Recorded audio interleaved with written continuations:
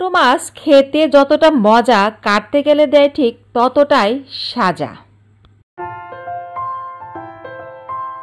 আসসালামু আলাইকুম এভরিওয়ান, সবাই কেমন আছেন? আলহামদুলিল্লাহ ভালো আছি।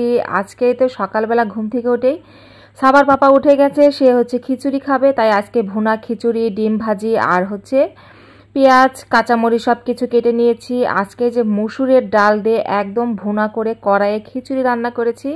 এইভাবে খিচুড়ি রান্না করলে ঝরঝরে হয়, একটু খেতে কিন্তু ভীষণ মজা লাগে, একটু সফট হয়, একদম ঝরঝরে করি না আমি।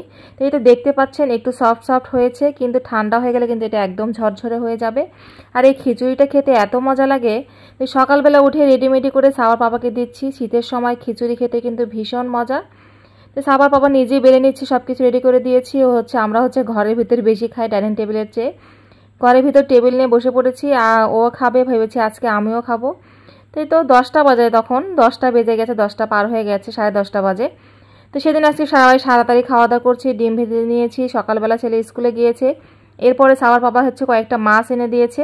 তো এখানে যে কি মাছ এনেছে দেখাচ্ছি। আমরা এই মাছ এইদিকে বগুড়ার এদিকে আমরা জানি হচ্ছে পাতাসি মাছ, না কি বলে, বাতাসি না পাতাসি, বাতাসি মাছ মনে হয়।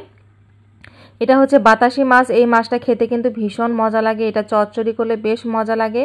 আর এই যে এখানে আর একটা কী মাছ এনেছে আপনাদেরকে ঢেলে দেখায়। এই মাছটা সাবার পাপা অনেক পছন্দ করে। এটাতে হচ্ছে চচ্চড়ি করলে, বেগুন দিয়ে চচ্চড়ি করলে, নরম করে চচ্চড়ি করলে না ভীষণ মজা লাগে।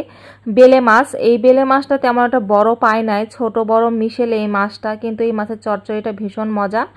তো এখানে হচ্ছে সাবার জন্য আবার হচ্ছে বড় মাছ এনেছে। মেয়ের আবার এই মাছ ছাড়া চলে না, মাঝে মাঝে মেয়ে এই মাছটা খায়। আর আমরাও এই মাছটা ভাজি খেতে ভীষণ ভালো লাগে। আগে পছন্দ করতাম না আমাদের বাড়ির কেউ, কিন্তু এখন এই মাছটা বেশি করে লেবু চিপে দিয়ে হলুদ দিয়ে একটু মাখিয়ে রেখার পরে একদম বেশি করে শুকনা মরিচের গুঁড়া, হলুদের গুঁড়া সব কিছু বেশি করে দিয়ে একটু ওই যে লেবু চিপে দিয়ে ভাজলে এতটা মজা লাগে, ঝাল ঝাল করে মশমশা করে ভাজলে।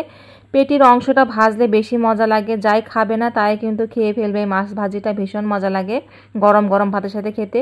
তো এখানে দুপুরের খাবারের আয়োজন করছি, মানে বিকেলবেলায় খাওয়া দাওয়া হবে। এখানে হচ্ছে মাছ দিয়ে, এটা কদর এনেছিল, তো কদর দিয়ে মাছ দিয়ে হচ্ছে আলু দিয়ে একদম একটা মাছের ঝোল করব, ট্যাংরা মাছের ঝোল। তো আমি আলু আর পেঁয়াজটা একসাথে ভেজে নিয়ে মশলা টশলা সব কিছু দিয়েছি। মাছে আসলে যা যা মশলা দেয়, হলুদের গুঁড়া, মরিচের গুঁড়া, লবণ, এই তো সব কিছু দিয়ে একদম মাখিয়ে নিয়েছি, আদা রসুন পেস্ট দিয়ে যে মাছটা দিয়ে দিচ্ছি।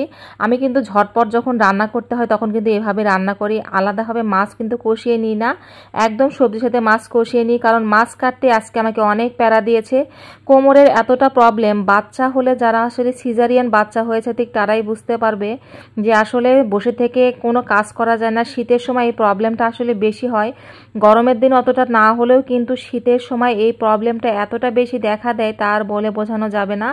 মানে এই মাছটা করতে আমার 1 ঘন্টার উপরে 2 ঘন্টা পার হয়ে গেছে, বেশি মাছও না তারপরেও, কারণ একদম কোমর নিয়ে কাজ করতে পারছিলাম না। কোমরের ভিতর মনে হয় কাটার মতো একদম ফোটে। আর যারা নর্মাল বাচ্চা হয়েছে তারা তো একবারে কষ্টটা বুঝতে পারে, আর যারা সিজারে বাচ্চা হয়েছে আমার মনে হয় কি মৃত্যুর আগ পর্যন্ত তারা এই কষ্টটা ভোগ করেই যায়। এই তো মাছ কাটতে কাটতে অনেক কষ্টের কথা শেয়ার করলাম। যাই হোক, মা হয়েছে যেহেতু এইটুকু কষ্ট আমাদের অনেক সহ্য করতেই হয়। আর এই তো রান্নাটাও কমপ্লিট হয়ে গেছে। সবাই ভালো থাকবেন, আল্লাহ হাফেজ।